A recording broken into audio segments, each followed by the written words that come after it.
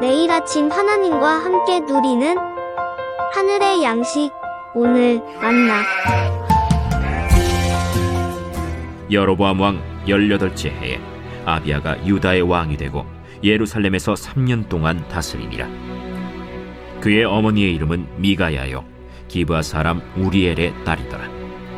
아비야가 여로보암과 더불어 싸울새 아비야는 싸움에 용감한 군사 40만 명을 택하여 싸움을 준비하였고 여로보암은 큰 용사 80만 명을 택하여 그와 대진한지라. 아비야가 에브라임 산중 스마라임 산 위에 서서 이르되, 여로보암과 이스라엘 무리들아 다 들으라. 이스라엘 하나님 여호와께서 소금 언약으로 이스라엘 나라를 영원히 다윗과 그의 자손에게 주신 것을 너희가 알 것 아니냐? 다윗의 아들 솔로몬의 신한 느밧의 아들 여로보암이 일어나 자기의 주를 배반하고 남봉군과 잡배가 모여 따름으로 스스로 강하게 되어 솔로몬의 아들 르호보암을 대적하였으나 그때에 르호보암이 어리고 마음이 연약하여 그들의 입을 능히 막지 못하였었느니라. 이제 너희가 또 다윗 자손의 손으로 다스리는 여호와의 나라를 대적하려 하는도다. 너희는 큰 무리요, 또 여로보암이 너희를 위하여 신으로 만든 금송아지들이 너희와 함께 있도다. 너희가 아론 자손인 여호와의 제사장들과 레위 사람들을 쫓아내고 이방 백성들의 풍속을 따라 제사장을 삼지 아니하였느냐? 누구를 막느라고 어린 수송아지 1마리와 순양 7마리를 끌고 와서 장립을 받고자 하는 자마다 허무한 신들의 제사장이 될 수 있도다.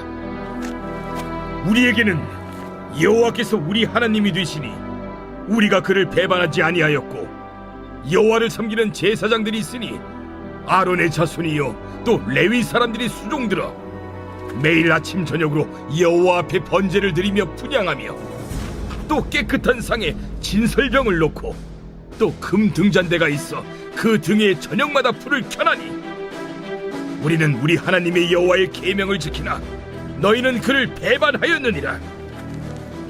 하나님이 우리와 함께하사 우리의 머리가 되시고 그의 제사장들도 우리와 함께하여 전쟁의 나팔을 불어 너희를 공격하느니라. 이스라엘 자손들아, 너희 조상들의 하나님 여호와와 싸우지 말라. 너희가 형통하지 못하리라.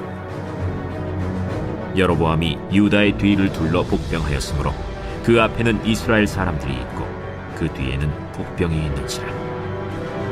유다 사람이 뒤를 돌아보고 자기 앞뒤의 적병으로 말미암아 여호와께 부르짖고 제사장들은 나팔을 부으니라. 유다 사람이 소리 지르매 유다 사람이 소리 지를 때에 하나님이 여로보암과 온 이스라엘을 아비야와 유다 앞에서 치시니 이스라엘 자손이 유다 앞에서 도망하는지라. 하나님이 그들의 손에 넘기셨으므로 아비야와 그의 백성이 크게 무찌르니 이스라엘이 택한 병사들이 죽임을 당하고 엎드러진 자들이 50만 명이었더라. 그때 이스라엘 자손이 항복하고 유다 자손이 이겼으니 이는 그들이 그들의 조상들의 하나님 여호와를 의지하였음이라. 아비야가 여로보암을 쫓아가서 그의 성읍들을 빼앗았으니 곧 베델과 그 동네들과 여사나와 그 동네들과 에브론과 그 동네들이라. 아비야 때 여로보암이 다시 강성하지 못하고 여호와의 지심을 입어 죽었고 아비야는 점점 강성하며 아내 14을 거느려 아들 22과 딸 16을 낳았더라. 아비야의 남은 사적과 그의 행위와 그의 말은 선지자 이도의 주석책에 기록되니라. 아비야가 그의 조상들과 함께 누움에 다윗성에 장사되고 그의 아들 아사가 대신하여 왕이 되니 그의 시대에 그의 땅이 10년 동안 평안하니라. 오늘 우리가 함께 읽은 본문의 말씀을 보면 남유다 왕국의 2번째 왕인 아비야에 대한 기사가 기록되어 있습니다. 먼저 1절과 2절 말씀을 보면 이렇게 기록하고 있습니다. 여로보암 왕 18째 해에 아비야가 유다의 왕이 되고 예루살렘에서 3년 동안 다스리니라. 아비야는 그의 부친 르호보암의 뒤를 이어 3년 동안 백성들을 다스렸습니다. 비록 그는 3년이라는 짧은 임기를 보냈지만 이 전쟁을 통해 하나님의 백성들로 하여금 그들의 정체성을 깨우치고 또 하나님의 언약을 상기시키는 역할을 감당하였던 거죠.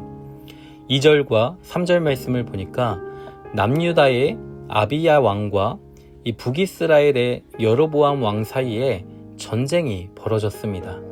아비야는 싸움에 용감한 군사 40만 명을 택하여 전쟁을 준비했고, 북이스라엘의 여로보암은 큰 용사 80만 명을 택하여 전쟁을 준비하고 있었던 상황이었던 거죠. 수적으로 이 북이스라엘이 전쟁에 유리한 상황이었습니다.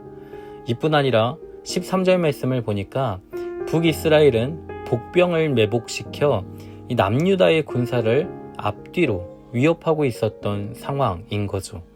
그러니까 이 전쟁은 수적으로나 이 전략적인 측면에서 북이스라엘의 승리로 끝날 수밖에 없었던 상황이었던 겁니다. 그런데 4절 말씀을 보니까 이 남유다의 아비야 왕은 이 열악한 전쟁의 상황 속에서도 결코 물러서지 않았다라는 거죠. 산 위에 서서 여로보암과 이스라엘 백성들을 향해 하나님의 말씀을 선포하고 있는 겁니다. 그러면 그 첫 번째 선포가 무엇입니까? 그것은 하나님의 언약을 기억하라는 것이었습니다. 5절 말씀을 보면 이렇게 말씀하고 있죠.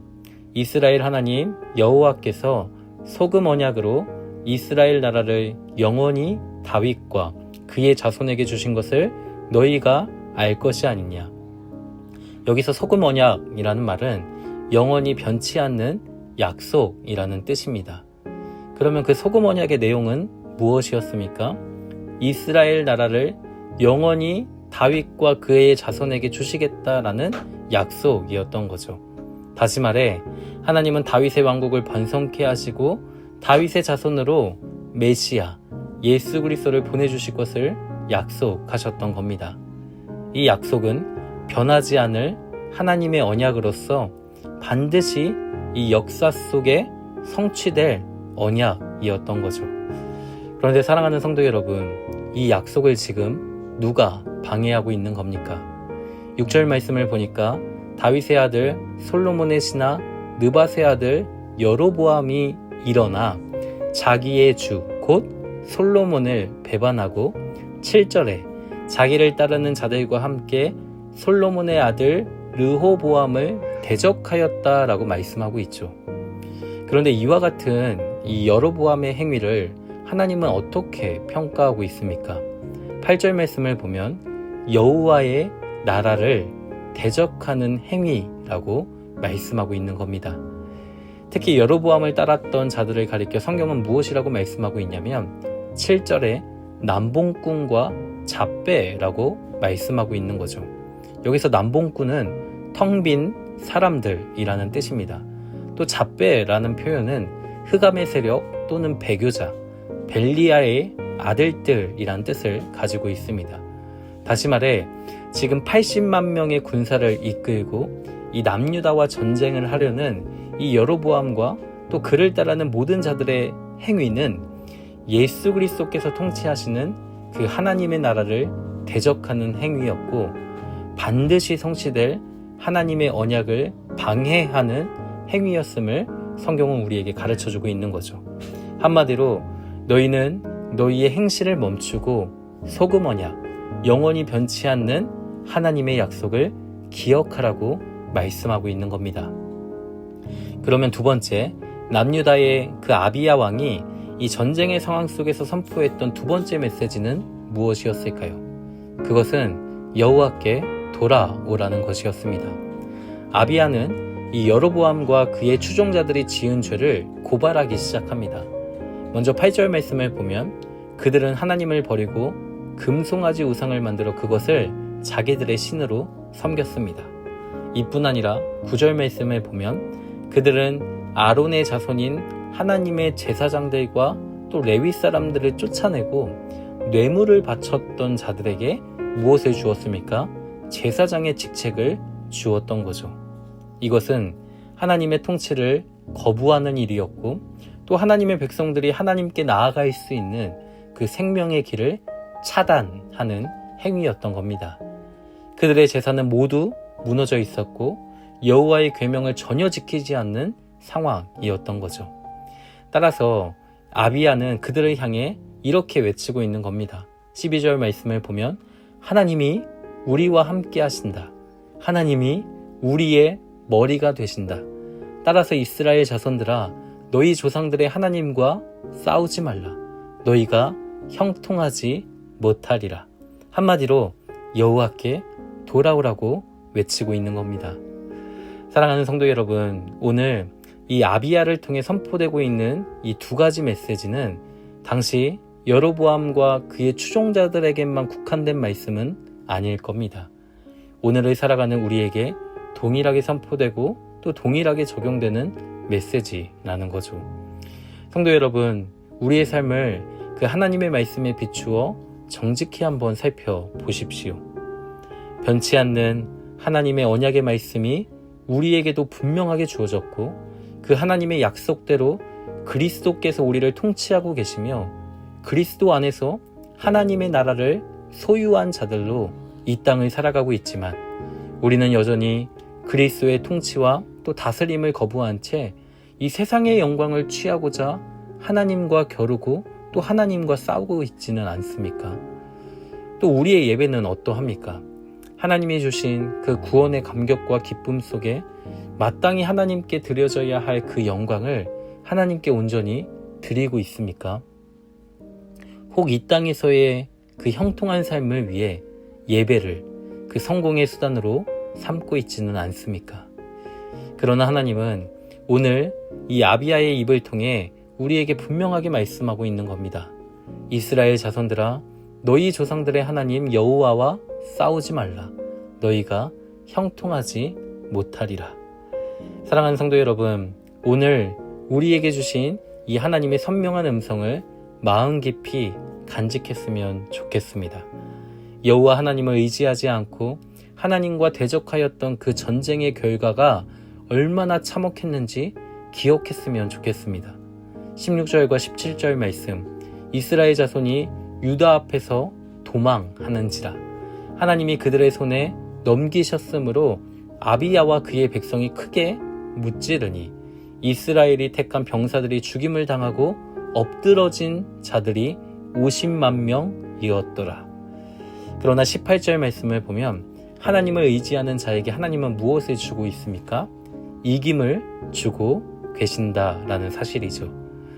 성도 여러분, 우리는 하나님의 언약 안에 있는 자들입니다. 그리스도 안에서 택하신 하나님의 백성들을 하나님이 책임져 주신다라는 사실이죠.